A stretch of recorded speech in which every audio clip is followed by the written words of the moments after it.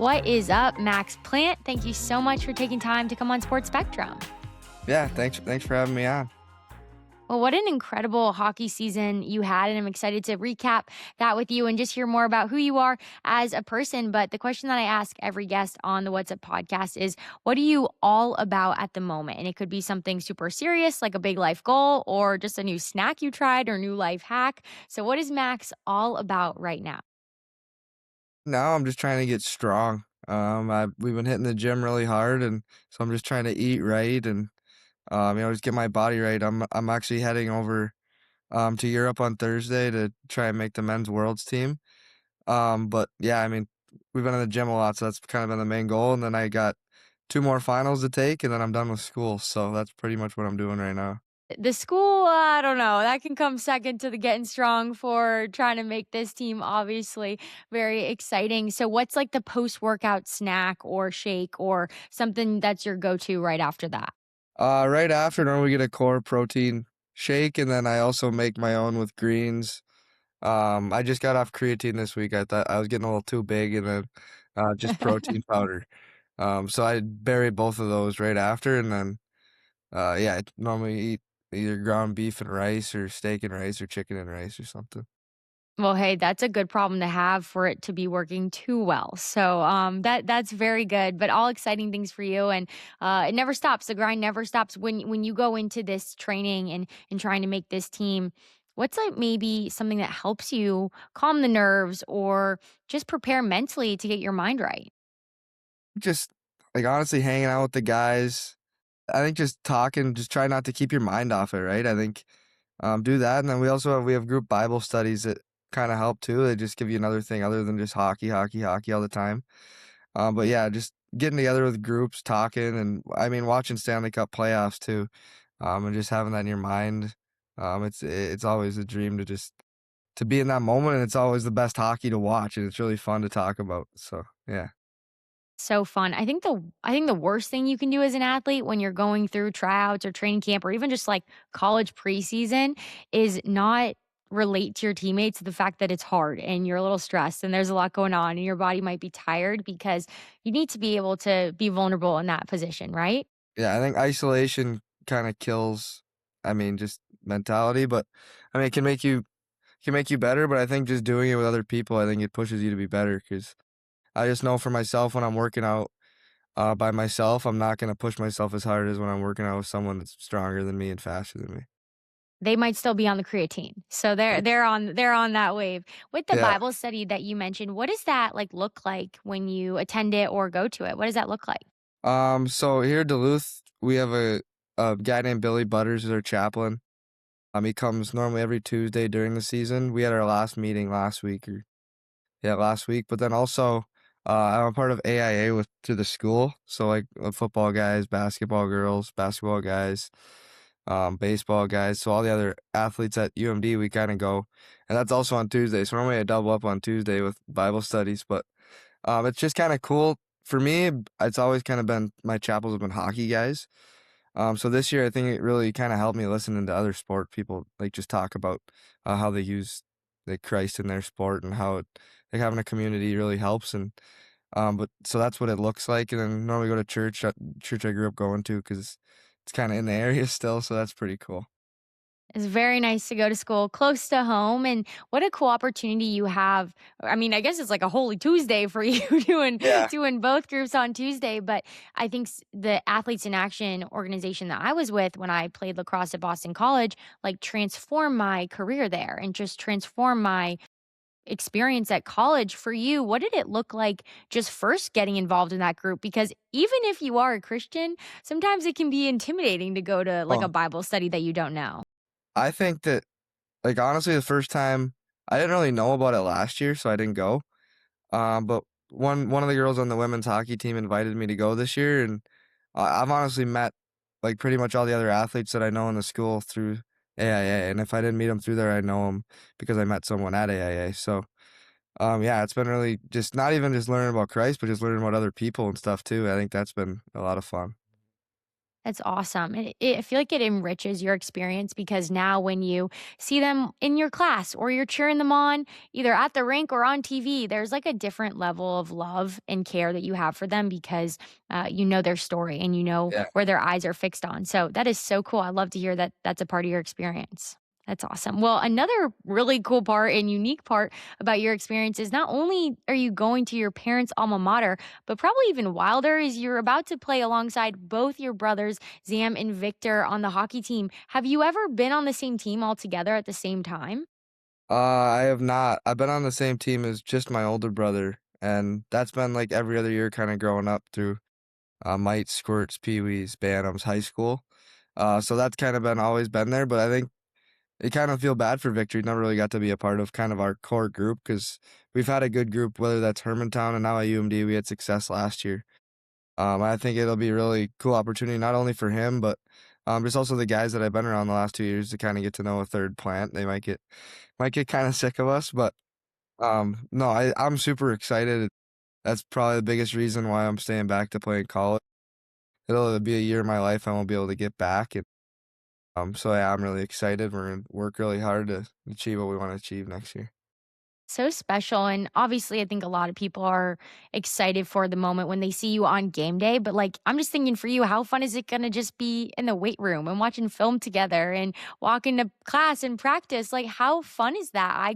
I got to play 3 years at Boston College with my sister on the lacrosse team. And it was like the most special opportunity ever. And a lot of moments too when you might see like a highlight reel on social media, but also like the hard moments that she helped me through. Just curious for you, has there been a moment even this past season when your brother Zam really like encouraged you and you were thankful that he was with you that season?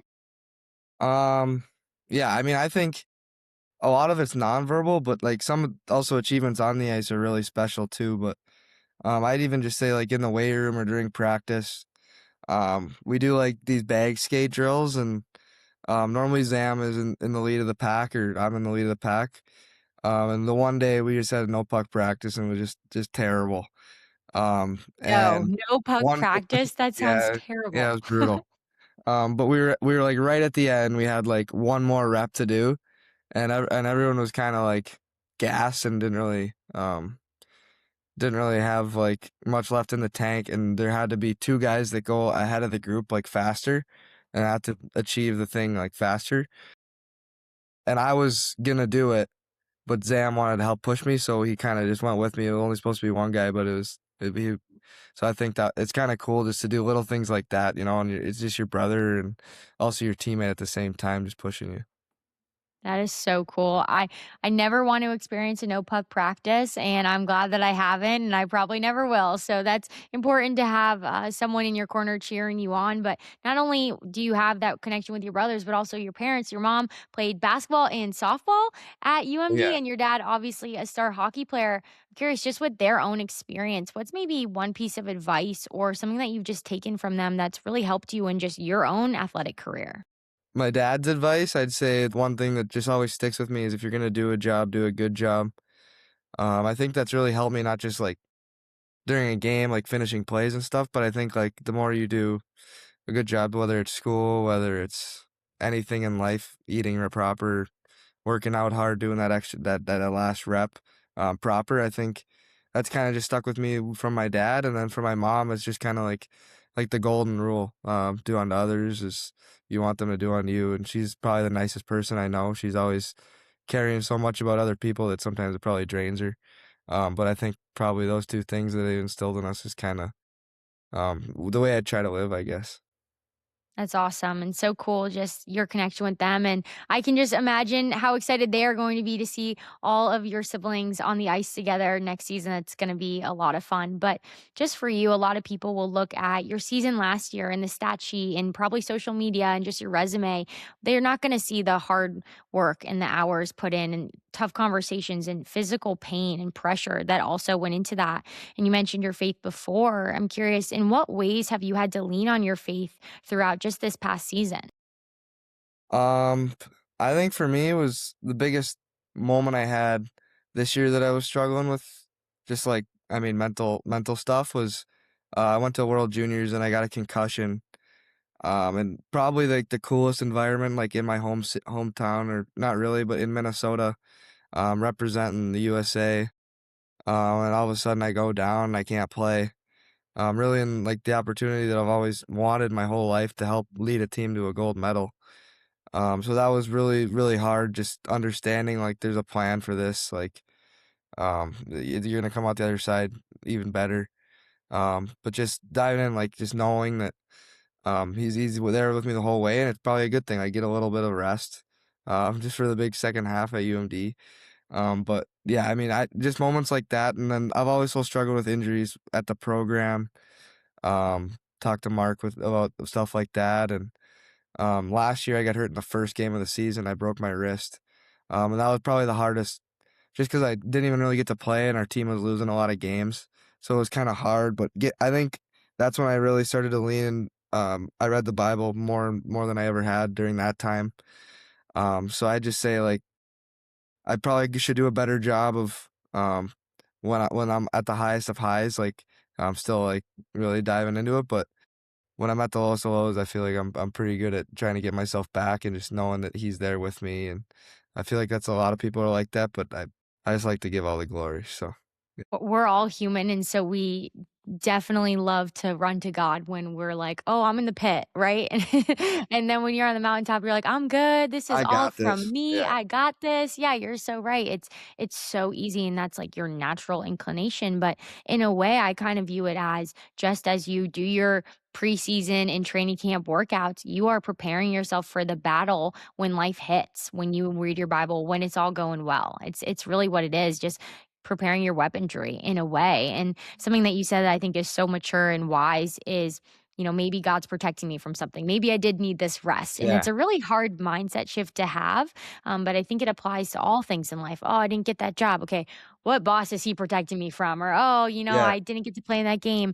Maybe I would have had a worse injury. I think it's a really mature way to think about it. and it's funny you say that actually too, because 'cause I've actually had one of those moments in my life where, I was playing my U18 year at NTDP. We played Michigan State on a Friday night, and I got hit really hard, and my ribs, like, popped out, and so they popped them back in. I couldn't breathe, like, the whole game, like, I just couldn't get air. So I went and got X-rays the next day. We played Michigan the next day, and I went and got X-rays, and, whoever looks at it said, like, "Your ribs are good, like, nothing's broken and stuff." So I went and I played the first shift against Michigan, and the first shift, my teammate shot a puck and hit me in the wrist, and it's, like, swelled up and, like, I couldn't move it. So I just was like they're like, You're like, great. you're not" What else? You want to hit my so leg, so my yeah, foot? so then they're like, "Alright, you're not playing." So I go back into the training room, like, ice recovered, hopefully, like, gotta get X-rays for that the next day. So I go in to get X-rays for my wrist, and as I'm in there, they're like, "Your wrist is good, like, you're okay, but we found this in your, um, abdominal X-ray, and there was a leak in my lung." And they said, like, "If you got hit yesterday, like, you probably could have, like, exploded and, like, you coulda died," or, like, something crazy like that. So I think that's one thing that it's like, in the moment, you're like, "Well, why this? Like, why am I get hurt again?" But really, it could have saved me from something even worse happening. So, yeah, Oh that's my probably the gosh. moment most that I've like, wow, he's really watching out I know for me. you probably don't wanna go back to that moment, but I've never had my rib pop out. What Yeah. on earth does that feel like? It was like it just felt like, honestly, I couldn't, like, breathe.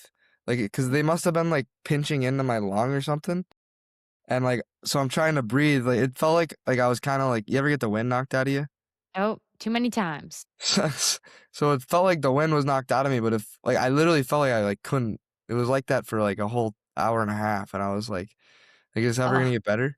So, yeah, it was brutal, but, We'll I mean, take the I'm wrist. happy We'd everything like the worked out. wrist over the lungs any day. Man, Just that's makes you a grateful for when everything's okay and you don't realize, like, how many problems you've had.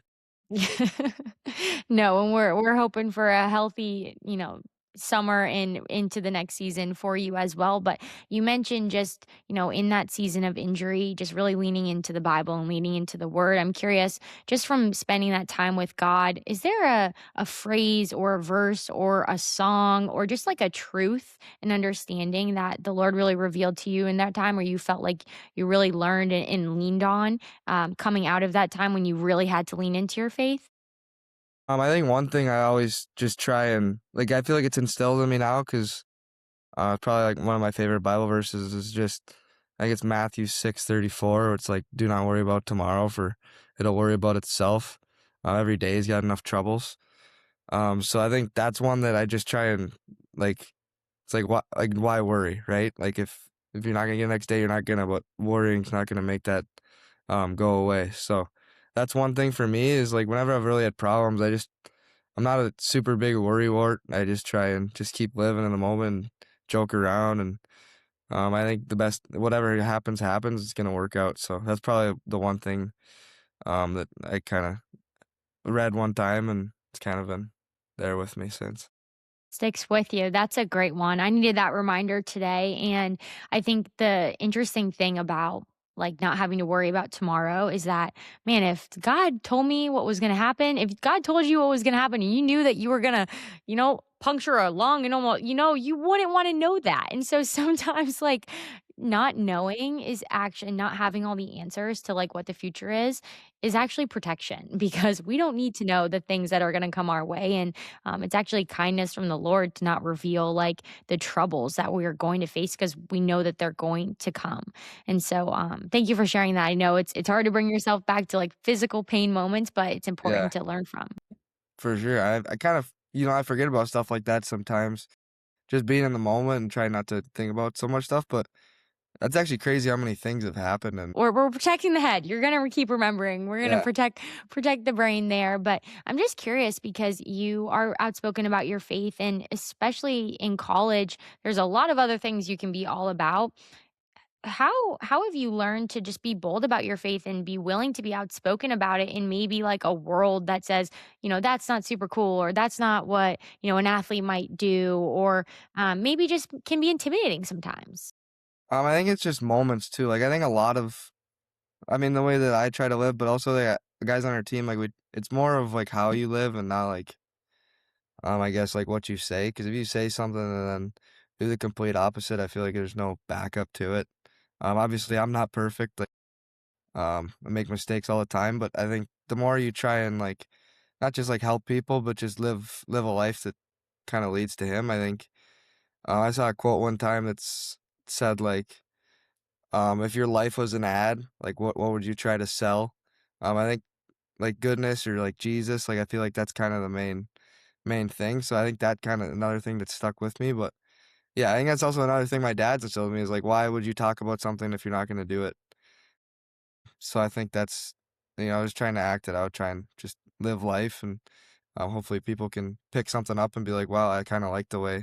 Seems like he's having a good time. Seems like he's having fun. That's great advice, and it's so much more believable and, like, attractive in a way when you see someone else's life and how they're living over their words, right? Yeah. Anybody can say anything, and anyone can post anything and write anything, and so, I think it's important to be bold in what you believe, but I love what you said about that because it's so important, and that's what your teammates are gonna see in the locker room, in and outside the locker room and on the ice and in the classroom and at home and all the things, so, I love that, but congratulations because you did have an incredible season. You won the Hobey Baker Award, which is presented to the best men's college hockey player.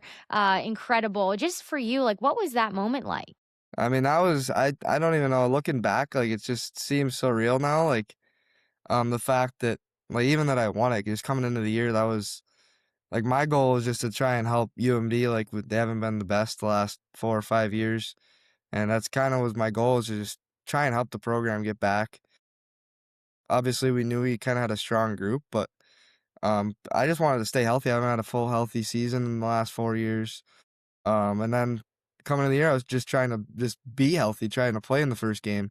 Like I said, about my shoulder and my heart stuff, but everything happens so fast. Like I don't think people understand. Like I've put a lot of work in just over the years, and like now it's just one day to kind of celebrate myself, I guess, and pay off, but, like, just the people around me that I got to celebrate it with, like, my dad was the runner-up for the Hobey when he played in college.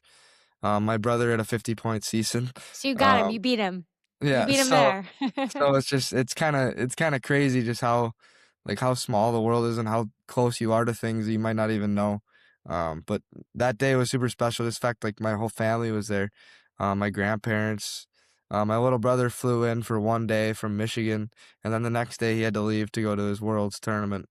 So, yeah, it was surreal, and it just feels weird now that people call me the Hobie, and it's kinda crazy. It is cool, but, well deserved and so awesome that you got to celebrate with your family. You said your grandparents were there. How excited were they for you? Oh, that was fun, actually. I turned around because I gave my mom a hug first. I was gonna hug my dad second, obviously. But my Obviously, take notes, but my obviously. my grandma, she ran up and stole the hug from my dad, so my grandma was my second hug. She was so excited.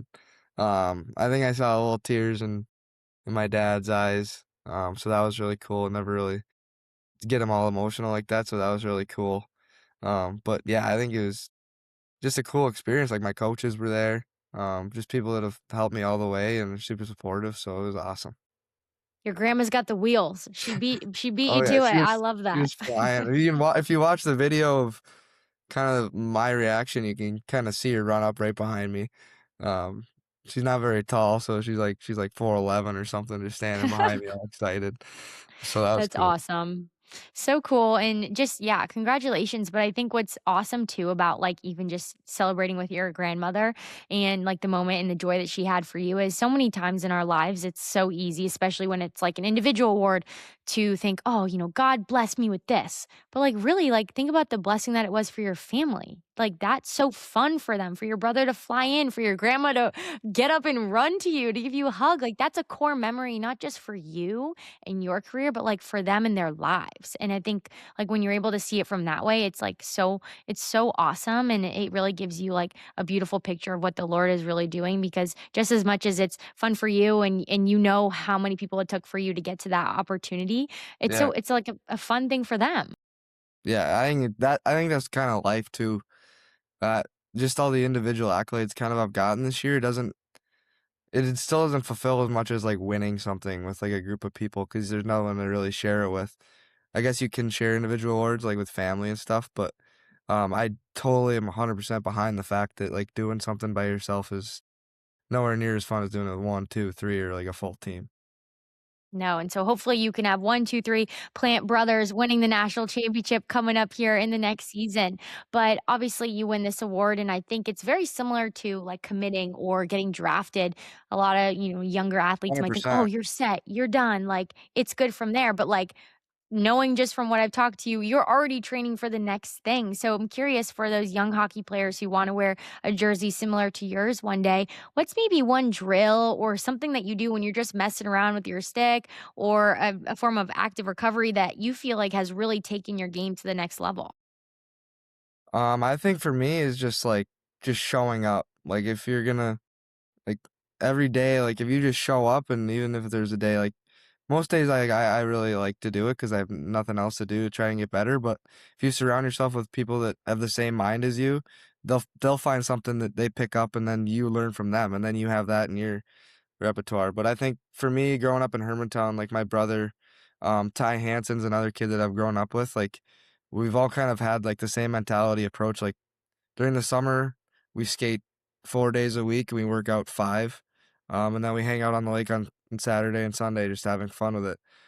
So I think just being there watching hockey, if you're a hockey player, whatever sport you wanna play, just fall in love with it, find little things, like, if you're around it, more and more little things you'll pick up.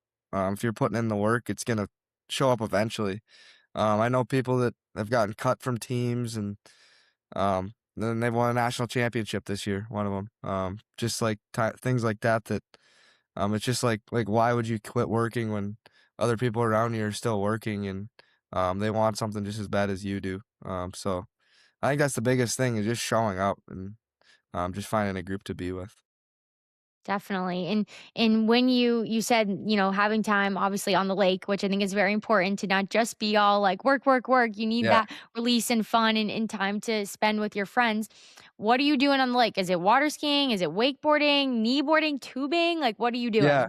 doing? So me, I'm a big fisherman, and actually last year because of my ablations, I got to do more fishing than I've gotten to do in the last like 4 years because I couldn't work out. I couldn't get my heart rate up, so I just kind of went and hung out with my buddy and went fishing. But in the past, like when I'm working out really hard, it's kind of I get tired on the weekends. So my buddy's got a pontoon, we got a boat. My other buddy's got a surf boat, so we kind of just go out there and honestly just float.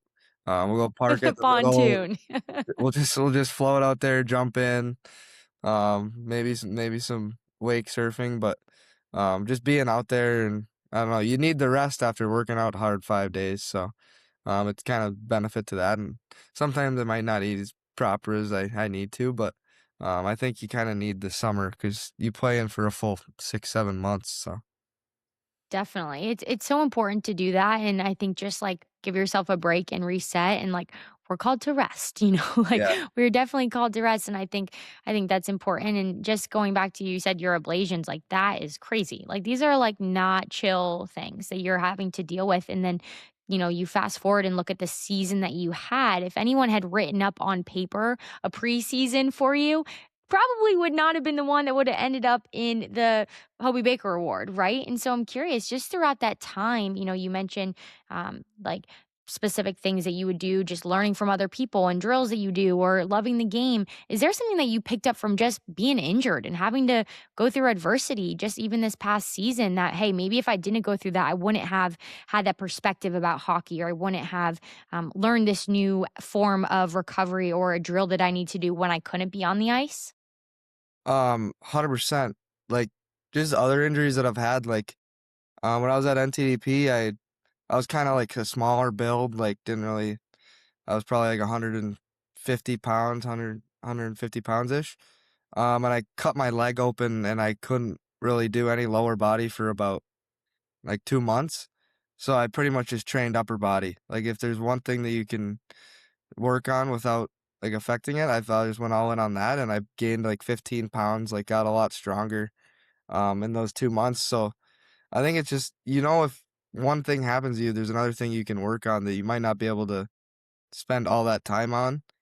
With my ablation, I could stretch. I got a lot more flexible, um, and stuff like that. Like if there's things you can do, and if you don't spend all your time on worrying about everything you do when you're fully healthy, there's little things that you can really focus on when you're injured. So for me, that's kind of what I did. Well, there you go. That's very insightful for even just athletes who maybe haven't ever been injured and think that, oh, I can't do it. I got to sit on my butt. I got to fish all day, like whatever it is. Like, no, you can actually improve your game and improve your physique and what you can do off the ice. I think that's so important. But a huge part of your story, you're also drafted 2024 to the Detroit Red Wings. And you did mention it earlier, but you will be coming back to UMD to play with your brothers, which I think is exciting. But obviously, a lot of people asking you that question. And like you said, not an easy decision. So I'm curious, like, in what ways has your faith and just that being your foundation helped you make a decision where is very difficult? Yeah. That's probably the hardest decision I've ever made, honestly. Um, but what it came down to was I was praying about it a lot. Like every night before I went to bed, I'd pray just put it on my heart. Like I just want to wake up and know what I want to do. And I did that probably for the week and a half. I was trying to decide what I wanted to do. And what kept coming back to me is just like this is a moment you don't want to pass up. Like this is something like the NHL will be there. Like obviously you still have to do a lot of work and stuff, but there was nights I'd go to bed, I'd be like I'm leaving. Like this is what I want to do. And then I'd wake up in the morning after saying that prayer and I'd be like what's wrong with you? Like this is something that you got to see through. You got to give it one more chance. So like honestly probably 13 out of the 14 mornings that I woke up with this decision. I didn't sleep good for at all for those 2 weeks either. Just trying to make that decision. But yeah, I think just like praying about it. I talked to like our chaplain about it. And no one really thought it was a bad decision. Either way, and that's what was so hard about it is both are really cool. The way I looked at it is I didn't say no to my dream to play in the NHL. I just pushed it back a year.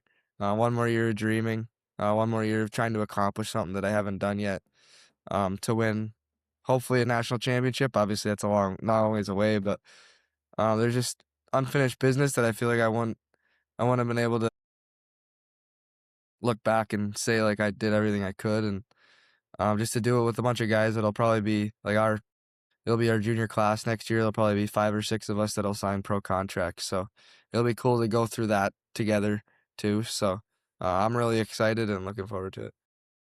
Thank you for sharing that. I know that's like the real rawness of like Yeah. talking to God and asking Him for guidance. But, I think sometimes when He opens 2 doors, it seems like it's almost harder at sometimes. And just going to Him for guidance is like the best thing that you can do. And I also think, like, yes, seeking wise counsel, but like keeping it close to your heart. And like, you don't need to share every, decision and for the process with everyone. You share with the people who you want to speak into your life. And I think that's wise if you go into the chaplain. And I think that's a great practice just for anybody in life. Hey, you're trying to make a big decision, like sit on it, pray on it. God, reveal to me, like, what's the thought? And you might go to bed thinking one thing and Yeah. you wake up the other way.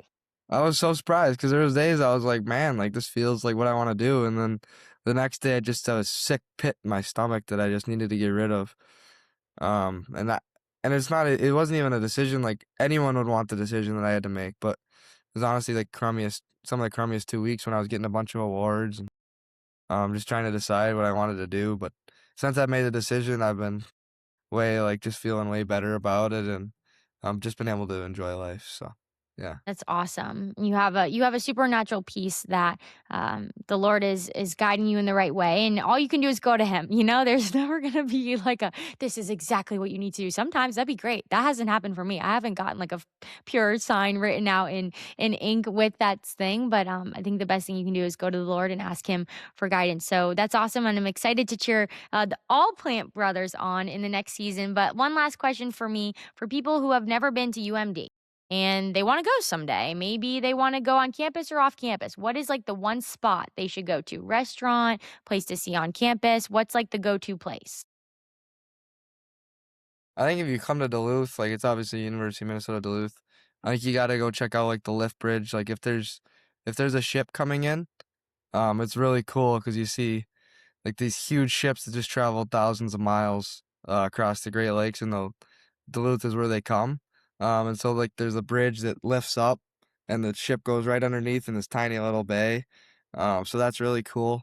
One of my buddy's favorite thing to do. I mean, I've seen a couple now, but I'd say like that's probably the number one thing in Duluth. And I mean, in the winter, obviously it's really cold, so there's not much to do outside. But They're at the ice rink. They're watching you yeah. play. That's the only But answer. if you come in the winter, I'd say that's what's really cool is there's so many outdoor rinks around if you're into hockey or like even just skating. But that's pretty much what I did growing up is played on the outdoor rinks in Hermantown, but there's also more in Duluth that I've been on the last couple of years. And it's really cool because not many other places have what we have here in this area.